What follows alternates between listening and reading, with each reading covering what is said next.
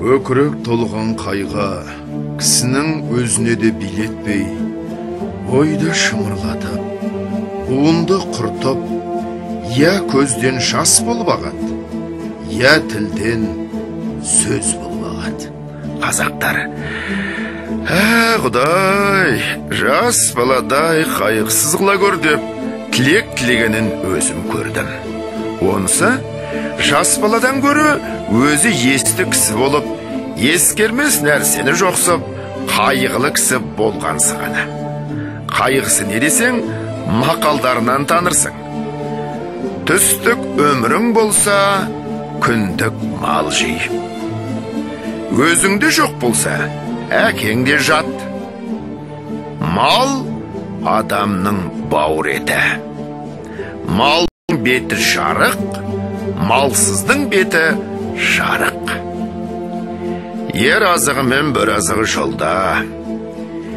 Ердің малы елде, еріккенде қолда.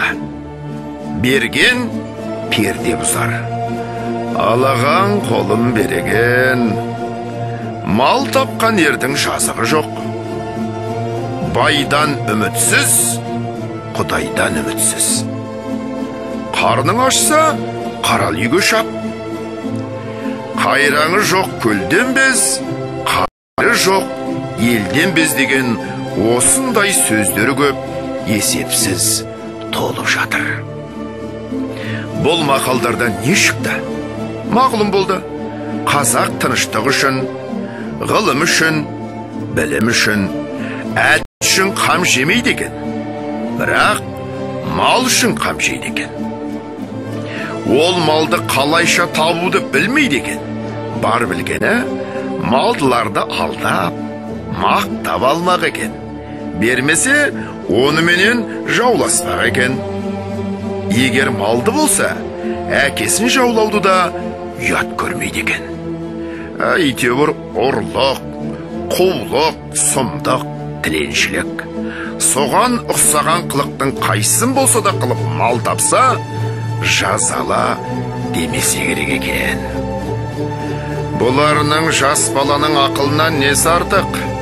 Бірақ жас бала қызыл ошақтан қорқушы еді. Ал бұлар тозақтан да қорқпайды екен. Жас бала ұялса жерге ені жаздаушы еді. Бұлар неден болса дей алмайды екен. Сол ма артылғаны? Қолымыздағыны үлестіріп талатпасақ, бізде өзіңдей болмасақ безеді екен. Іздеген еліміз сол ма?